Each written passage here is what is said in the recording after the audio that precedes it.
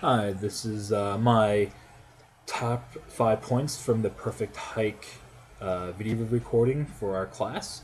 I'm going to be talking about the long review. Secondly, I'll be talking about Noi. The third point will be Charles Finney. The fourth, I'll be going over the process of how the revival works and the background of it. And lastly, this is probably the most important part I thought of the whole entire presentation is understanding what covenant and how it changed with John Adams and Thomas Jefferson. So, the long review. Before we really get into the information today, we got to understand different ways of seeing things, which is important because when Edwards landed, everyone was very distorted, kind of like how we're all distorted. I can tell I'm very distorted with this text and everything I've read so far up to today, September 19th, and everyone went their own way, went their own direction. But back in Edwards' day, when he came, everyone could come back to the group. And this is important because, as we're doing our virtual meetings, this is almost like a survey map for the important points for us to contextualize our readings.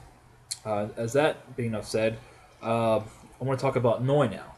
I'm going to give you some background information on what he was known for. Noy was famous for the Oneida community.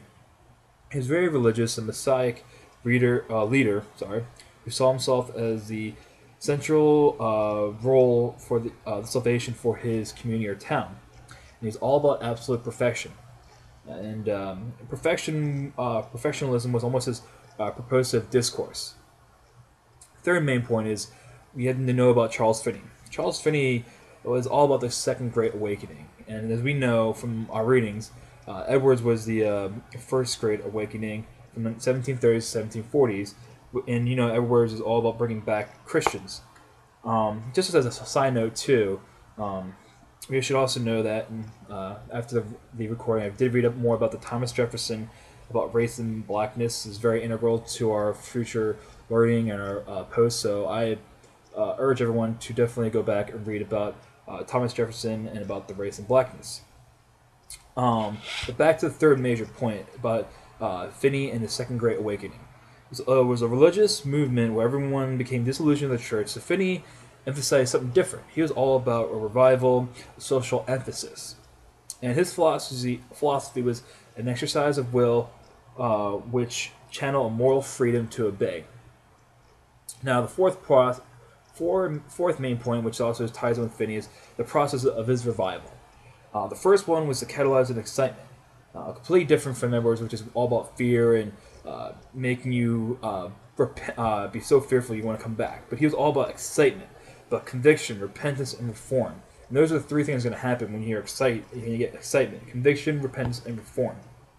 And the second step was education. He was all about kind of similar to Edwards, but not really. It was more about warning against going backwards, and it was not so condemning as Edwards. While the third step was the instrument for revival was us, the spirit inside of you. The spirit inside of you will call you out, and you can move to be reformed.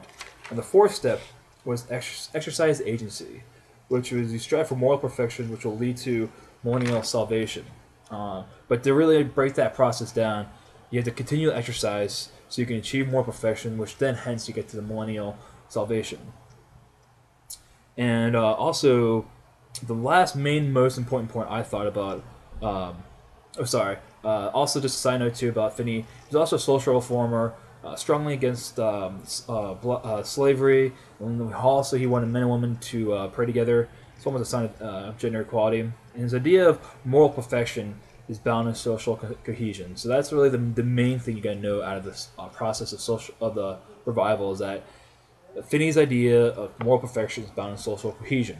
And last thing again is we learn more about covenant, what it really means. And honestly, we all know that the basic definition is we wrote it down in our notes from the last class, which is divine rules, divine rules and responsibilities of the covenant. But the main difference between Adams and Thomas Jefferson, but it wasn't all about divinity. But there's some small remnants from it, obviously from examples of the Declaration of Independence. But Adams and Jefferson was all about, they were masters of rhetoric. And so the swap out from their version of covenant was not on faith, but on rationality, the capacity to think and figure out on your own. And they were saying when you do that, when you figure it out, we learn that individual liberty is what we all would want to have and would choose to if we had the opportunity. And those are my 5 main points from this week's The Perfect Height.